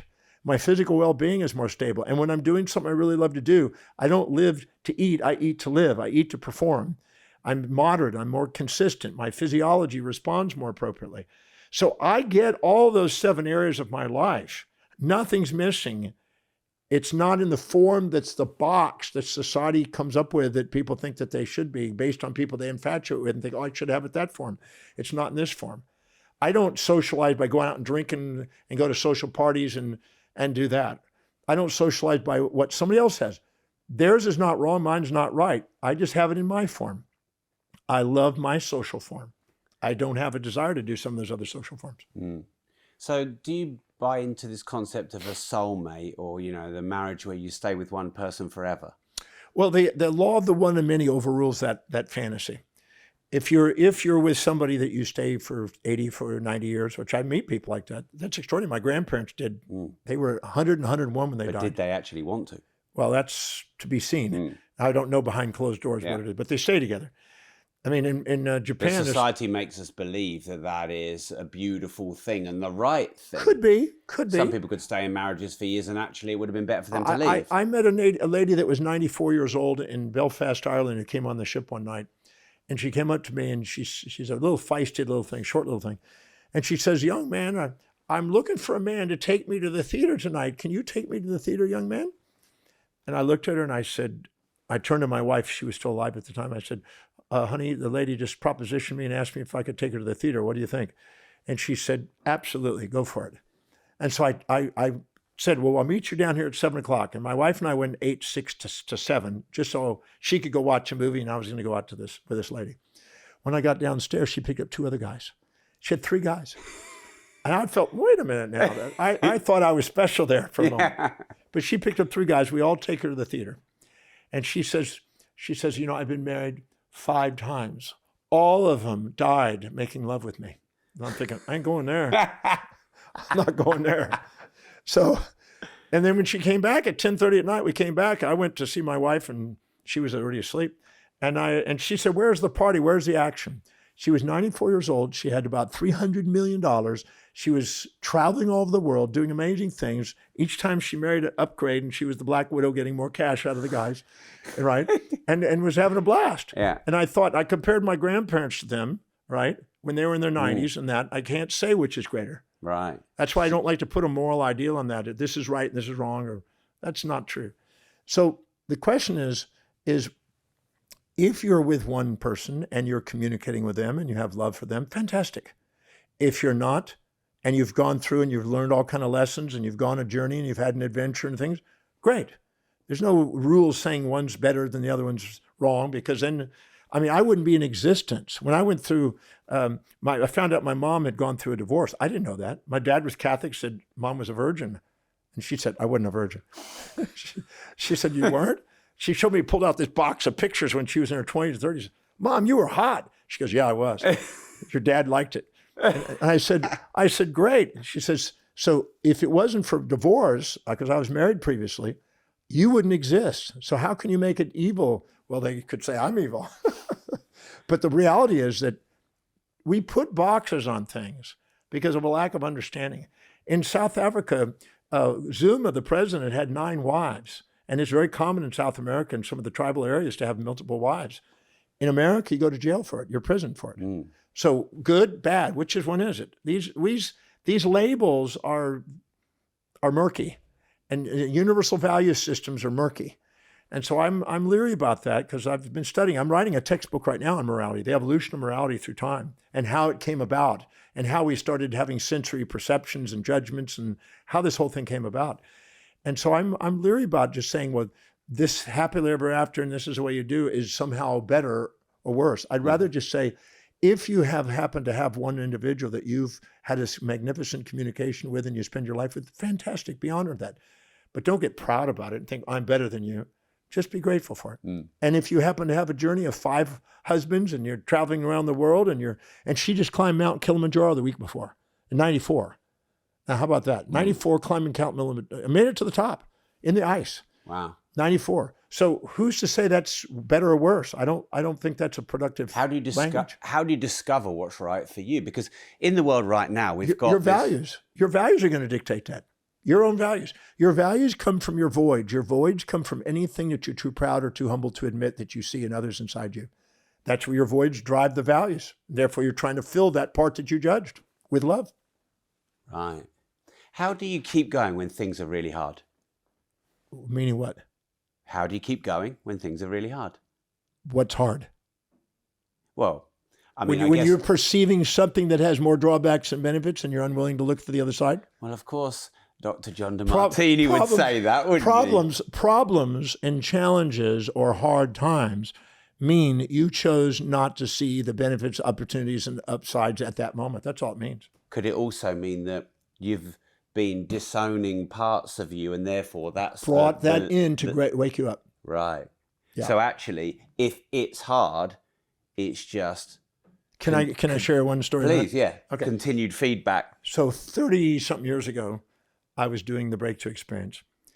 And there was a guy there that was severely depressed, he claimed. And he lost his job, he bankrupt. His business went bankrupt. He had taxes he owed. His wife left him. She was kind of a bit of a gold digger and left him with the kids. So he's now not allowed to see the kids unless he pays. And he's not no money. He had heart palpitation and he's on the verge of a heart attack - stroke because his hypertension skyrocketed. So he's depressed. He's got health problems. His wife left him. He doesn't have kids. He socially is isolated because he doesn't want anybody to see him because he feels like he's a loser and failure. Business has collapsed. Economics have collapsed. Everything's down. Okay? It comes to the Breakthrough Experience. And people, Pity wants a party and he wants to tell all about his downsides. And, I'm the wrong person to tell you about how bad things are. Because I go, stop the story. Because if you run the story, you're myelinating the amygdala further and you're going to dramatize the story and it's going to get more subjectively biased. You're going to get nowhere that way. It doesn't work. So you have to break your own pattern. Yeah, because now your therapist may want to listen to that story and keep you pack up the bills. Yeah. But that whole model is a commercial model, not a service model. Right. Now, what happens? Actually going over your problems over and over is actually not good to me for is you. unproductive. Yeah. I stopped that immediately. Right. And I go, as he's doing it, he's at the breakthrough. And I said, sounds like one of the greatest days of your life. He goes, what? He's like insulted. Yeah. I said, greatest day of your life. He said, why do you say such a thing? I just got through telling you all the stuff that's going on in my life. I said, it's one of the greatest days of your life. I said, here's why. Because I can tell by your body language, your inflections, your tones, what you're saying, the words, everything. I tell a lot about it. I said, you're a Jewish guy, right? He goes, yeah. I said, you've been trying to please your dad, haven't you?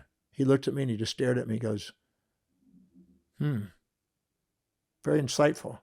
I said, you married the woman he wanted you to marry, didn't you? And you did the career he wanted you to do.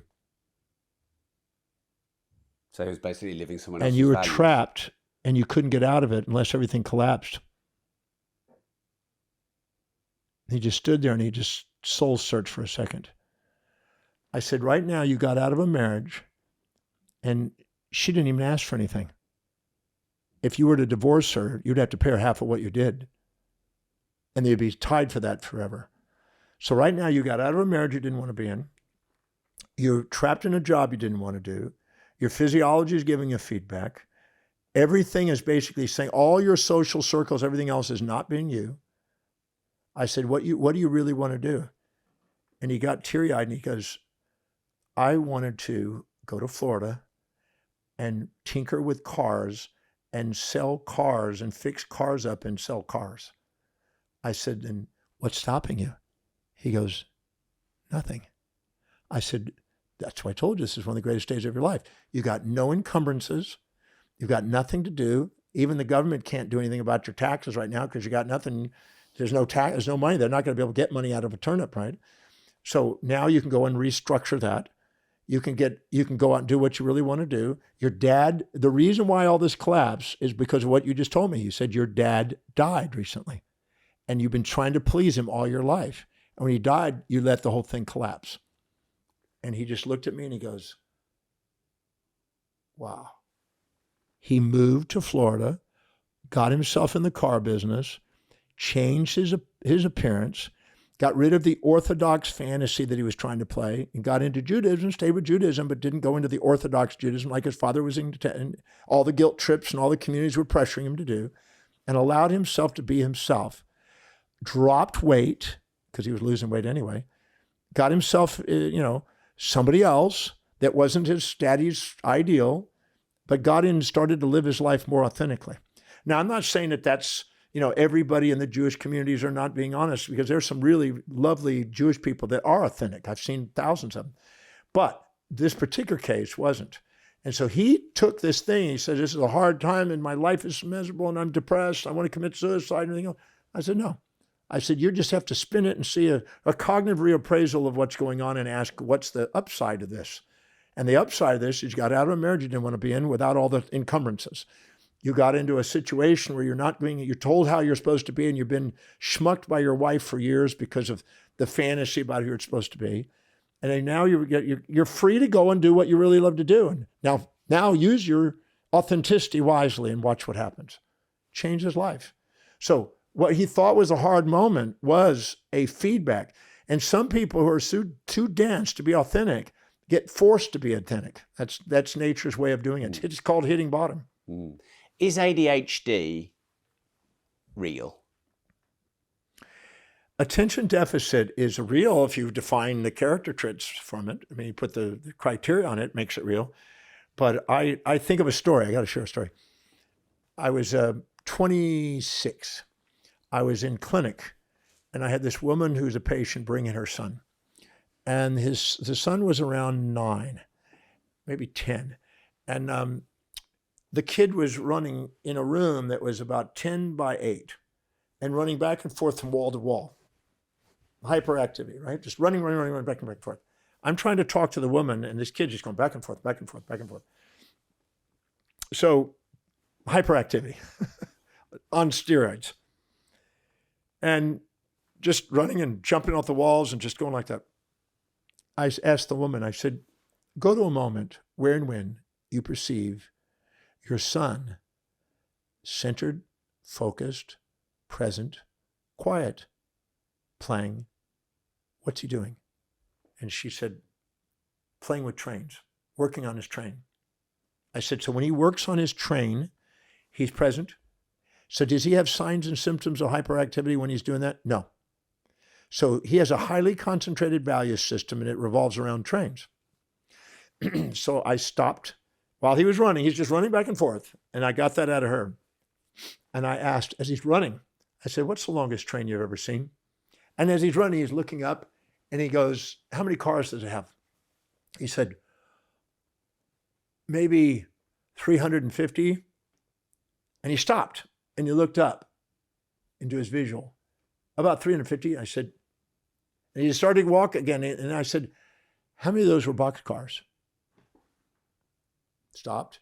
How many were tank cars, flatbed cars? How many were cars carrying cars? How many engines were there? I started asking him. As long as I kept him focused on trains, he was engaged. Now, the mother, the teacher says he's got attention deficit. They put him on medication, Ritalin. They've got a diagnosis. He's running back and forth. For all practical purposes, he's got a diagnosis, Ritalin, for Ritalin. But I got him on trains. So I said to the mother, and to him, I said, in your room, do you fill your space with trains? She said that's all he's got in his room. He's got posters of trains. He's got models of trains. He's got books of trains. He's got magazines of trains. He's got everything a man about trains. He's got train sets. He loves trains. I said, great. So his space is filled with trains. Yes. Time, when he has time and he's not having to do chores or homework or whatever he do, what's he doing? He's playing with his trains. Trains, time, energy. What does he always have energy to do? Play with his trains. When he gets money, what does he spend it on? Trains, something with the trains. What does he do if we stop and see a train? He's like engaged and totally focused. I went through my value determination criteria, 13 criteria. Train, train, train, train, train, train, train, train, train. I said, here's what I want you to do. I want you to go take them over to the ship channel, past the refineries. There's a big train that comes in, and they load up all the trains from the ships, load up the trains, and they take them off around the world. I want you to go there, and I want you to go and have him one day of the week, maybe 2 days, 3 days if you can do it. Take him there, and I want him to count the longest trains, find out how many trains. I want him to measure the train, how far the rails are from each other, how thick the rails are. I want to do analysis on the train, find out how many trains, what languages from around the world. We're going to study sociology through trains. We're going to study mathematics through trains. What's the ratio of each of those cars to make up the trains? What's the length of the car, the width of the average car? I made him go and study this. He'd get completely engaged, completely focused. The hyperactivity, as long as he's focusing on it, didn't show any signs of hyperactivity. Now, the mother said, well, what do we do in school? I said, we have to link every one of his classes to trains, which is what I just started. Math, we're now linking to trains. Sociology, what countries, because every train thing has from Russia, Germany, China, you can see where it comes from. I want him to know where those countries are, and we're going to go and look on the map. We're going to find out where that train traveled so he can get a grasp of that came across the world on a ship and it came all the way to here. So he can see geology. We're going to study sociology, geology. We're going to study mathematics. We're going to study, trade and economics. We're going to educate him according to his values and watch what happens to his symptoms. And that's what happened. While as long as he's linking everything to trains, he doesn't have ADHD. So ADHD is a label from pharmaceutical companies to sell drugs. And from counselors and psychologists and teachers who aren't aware of how to communicate in kids' values. Who are therefore just lazy teachers who aren't... Not intentionally lazy. Or maybe not inspired teachers. They're just not educated. I spoke in South Africa. There's a low level of skill in teachers that's apparently creating ADHD. Helping right. Label it. So is there therefore ADHD, the feedback from the kids that the teachers aren't inspired? That's partly it. Yeah. If you have here's why. So we had a Young Adults Inspired Destiny program in South Africa. I had 128 kids ranging from 13 to 21. Okay? All the misfits. These are all the misfits of most of them. There was a few that were really labeled misfits. Labeled misfits, yeah. Right? Getting in trouble, ADHD and everything else. From 8 in the morning till 7 o'clock at night with only 3 breaks. You know how I go when I'm speaking. No breaks. I don't think about breaks. No. I delegate breaks to other people. Yeah. That's why I call my seminar breakthrough, so at least they get a break. Yeah. So for 7 days, 1 break. Yeah. So what happens is these kids were engaged all the way through because I was teaching them how to master their life, teaching them how to create what they want, teaching them how to communicate what they want, teaching about the signs and symptoms of their labels that people have thrown at them. They were engaged all the way through. And at 7 o'clock at night, the parents came back. We were going to finish at 6. The parents came back at 6 and sat in the back of the room and go, is this my kid? He's talking, he's engaged, he's focused, he's participating. He's not who is this kid? And because we engaged them throughout that entire day, we found out what their values are, because the first thing we did is identify what their values are. And then I had those and we found out what they are. And I was talking through those values and helping people fulfill their values all day long. As long as they're getting their values filled, they're engaged. Teachers that didn't find out what inspire people, engage them. Marilyn Wilhelm's School for Children. Amazing. She found out exactly what each of their children's gifts are. The gifts are the gifts they give to the world, their highest value. Found out what it is and made each one of the kids be the teacher of each one of the different topics that they specialize in. So there's a boy there that was wanted to be in business, and he's going to teach about business and everything about the history of business. One's going to be a ballerina. She's going to teach about ballerina. One's going to be in the movie industry. Whatever their talent was that they loved doing, she let them excel and be the teacher of the class. Now, when they were graduating at 13, going into universities, going places, running businesses, they were astonishing because she allowed them their gift and helped them find their gift. Marilyn Wilhelm, it's worth reading about it. Right. So is attention deficit actually just hyper disinterest? Yeah. Just disinterest. If I find out what your highest value is, I can get you engaged. Right. And the thing that's the anti-value might be where I might display Come on. distracting qualities. Yeah. Imagine this. You know what I did? I was in Connecticut. I was speaking to 200 educators, and it was hilarious. And I said, we had a child there, and there was a counselor, no, a child specialist, I think a psychologist specialist, and a mother. And the mother puts her hand up. Dr. Demartini, what happens when you have a child that's disinterested, lazy, uninspired by classes, and just doesn't work and doesn't apply? And I said, there is no such thing. And the psychologist was offended. But I have a case right here. This boy, this 12-year-old boy is this. You know, they were like proud of their diagnosis, right? And I said, what do you love? And he said, I love skiing. I said, so what I did is I made everybody in the class, and all these adults, there's one kid there, all these adults, I threw a pop quiz on him. I gave him a quiz at the end of his presentation on skiing. And then I said, now, if you were to go and have to listen to classes constantly, nonstop about skiing, some of you would be attention deficit, you'd be fidgety, you want to go out into the break and everything else like that, and you wouldn't be doing it because it's not engaging to you. So you're imposing on him the drone mentality about how you're supposed to be, all the things you think are necessary for people to fit in and get into debt with banks and to have a house and to be the average drone in the world. But this kid loves skiing. And now I went in there and asked him about skiing. And then I asked the mother, I said, what class is he having difficulty with? Math. What's another class he's having difficulty? This. So I then helped him get into skiing and showed him the relationship between math and skiing. And so in about 15 minutes, I said, so when you're skiing or playing soccer, either one, I just linked it to math. When you're going down an inclined plane, that's an angle, that's trigonometry. You're gaining force, that's acceleration. And I started playing with him and started getting him engaged like that. And he turned to his mother and he says, will you buy me that book on math that will show me all that? And then I did a pop quiz on skiing on all the people there and go, you got low attention rate. And I started labeling all the people in there and they all giggled and laughed. And he goes, good point. That you would be, if you had to listen to what they're inspired by, you would probably be attention deficit, hyperactivity, because you weren't seeing engagement. So as you know, I've been a fan of your work for a long time, John. And I would encourage anyone to go and study you. Where would you think their best place to start is? Go online and just start looking me up. Well, of course, yeah. Plug your computer and go on the internet. Go online. Of your work, would you just want them to go to your website and just see what they find? Start there. Which is, the website is? Yeah, the website's drdemartini.com. And then just let your heart be your guide. Can I give one shout out to the Values Factor? Yeah. I mean, I've read most of your books, maybe not all because I know you've written a lot. Yeah, there's 6 more last year. Right. Okay, I better crack on then. But yeah, the Values Factor was definitely, I've recommended that to so many people.